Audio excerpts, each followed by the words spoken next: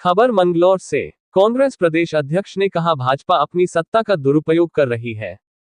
मंगलौर आपको बता दें कि कांग्रेस के प्रदेश अध्यक्ष करण महारा रुड़की पहुंचे, जहां उन्होंने एक प्रेस वार्ता का आयोजन किया। बताया कि मंगलौर कांग्रेस उपचुनाव में विधानसभा क्षेत्र को कांग्रेस कई जोन में विभाजित कर रही है। प्रत्येक जोन की जिम्मेदारी प्रदेश के अलग अलग कांग्रेस विधायकों को दी जाएगी। इसके साथ ही प्रत्येक 10 बूथ पर एक पदाधिकारी की नियुक्ति की जाएगी। उक्त बात कांग्रेस प्रदेश अध्यक्ष करण महारा ने पत्रकार वार्ता के दौरान कही। इसके साथ ही भाजपा पर सत्ता के दुरुपयोग का आरोप भी लगाया। कांग्रेस प्रदेश अध्यक्ष करण महारा ने कहा कि कांग्रेस का एक एक नेता और कार्यकर्ता मंगलौर में तन मन से पार्टी प्रत्याशी की जीत के लिए कार्य कर रहा है। वहीं पार्टी ने भी क्षेत्र को अलग अलग जोन में विभाजित किया है, जिसकी जिम्मेदारी जिले के एवं जिले से बाहर के विधायकों को दी जाएगी। इसके साथ ही एक पदाधिकारी को 10 बूथ की जिम्मेदारी दी जाएगी।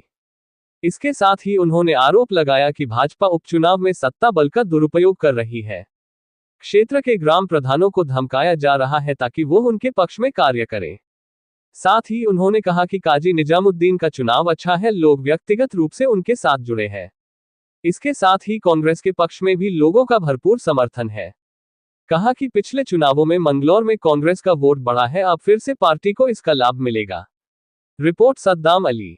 देखिए, चुनाव हर चुनाव जो है चुनौती के रूप में ही लेना चाहिए, हल्के में नहीं ले सकेंगे। बीजेपी की सरकार है और जिस तरीके से 10 वर्षों में बीजेपी ने 9 से ज्यादा सरकारें चुनी हुई सरकारें गिराई हैं और पिछले बार के पंचायत चुनावों को भी प्रभावित किया प्रशासन की मदद से, वो निश्चित ही बहुत ही भयानक था। क्योंकि हमने देखा था 8 बजे काउंटिंग रोकी गई और अचानक सुबह अनाउंस कर दी गई, वो बहुत खतरनाक था। और आज भी मेरी पुख्ता जानकारी है कि प्रधानों को धमकाया जा रहा है, जो राशन के डीलर हैं उन पर भी दबाव डाला जा रहा है। तो ये निश्चित ही कहीं ना कहीं, और जिस तरीके से बीजेपी एक बाहरी व्यक्ति को यहाँ चुनाव लड़ाने लाई है, वो बाहरी नहीं है, वो बीजेपी की आइडियोलॉजी का भी नहीं है।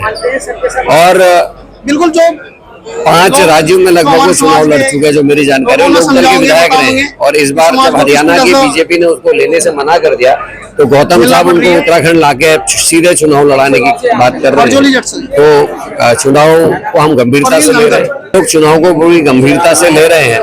और ये जातिवाद पे, धर्म पे इत्यादि पे चुनाव लड़ने की जो कोशिश भारतीय जनता पार्टी की, उसको हम कामयाब नहीं। पूछिए है कि हरियाणा के जिस इलाके से लोकदल के विधायक थे, उसको आपने कहाँ पहुंचाया, नहीं तो वहाँ गुमशुदगी के पोस्टर क्यों लगे? चुनाव है और बसपा से पिछले बार हमारा मुकाबला रहा था और बहुत नजदीकी मुकाबला था। निश्चित ही चैलेंज है, लेकिन जिस तरीके से चेंज आया है वोटिंग बिहेवियर में, क्योंकि लोग अब उकता गए हैं चीजों से, लोग महंगाई से परेशान हैं, बेरोजगारी से परेशान हैं, और जिस तरीके से जाति धर्म के झगड़े इस देश में हो रहे, गंगा जमनी तहजीब को तहस नहस करने की कोशिश बीजेपी और मोदी सरकार ने की है, तो उससे लोग उकता गए हैं। और अब एक सूत्री कार्यक्रम है कि संविधान को बचाने के लिए, गंगा जमनी तहजीब को बचाने के लिए, अपने बच्चों के आने वाले भविष्य को सुधारने के लिए सभी लोग कांग्रेस की ओर आशा भरी नजरों से देख रहे हैं और कांग्रेस को वोट करना चाहते हैं। चुनाव तो है ही। माननीय प्रदेश अध्यक्ष जी का आगमन हुआ है, तो जब भी प्रदेश अध्यक्ष जी आते हैं तो प्रेस वार्ता तो एक स्वाभाविक बात है। और हमारे जिला हरिद्वार के लोग हैं, तो उन्होंने एक रिव्यू मीटिंग है जिला हरिद्वार की कि क्या कार्रवाई अब तक हुई चुनाव में और क्या आगे की कार्यप्रणाली रहेगी। तो उस रणनीति को बनाने के लिए माननीय प्रदेश अध्यक्ष जी ने जिला स्तर के हमारे सभी कांग्रेस जनों की ये मीटिंग बुलाई है, जिसमें सभी माननीय विधायकगण हैं। तो विधायक लोग को एक मौत हो गई दोनों विधानसभा क्षेत्र में अलग अलग, तो वो लोग वहां चले गए, इस वजह से नहीं आ पाए। बाकी सभी कार्यकर्ता यहाँ मौजूद हैं। तो बहू परमानेंट आती है और हमारे यहाँ तो प्रथा ये है, बहू आती है और फिर उसकी अर्थी जाती है।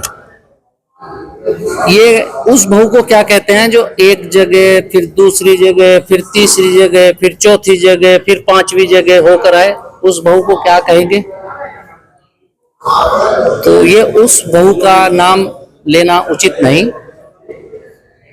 ये तो लिव इन रिलेशनशिप कहलाता है, जो आज यहाँ 10 दिन 20 दिन रह लिए, अगले दिन 10 दिन 20 दिन रह लिए, 10 जुलाई तक वो यहाँ हैं। 10 जुलाई के बाद यहाँ नहीं रहेंगे। इसको बहू नहीं, रिलेशनशिप, लिव इन रिलेशनशिप बोलते हैं। लिव इन रिलेशनशिप में वो यहाँ आए हैं और लिव इन के बाद फिर नहीं रहेंगे। ये तो इंग्लिश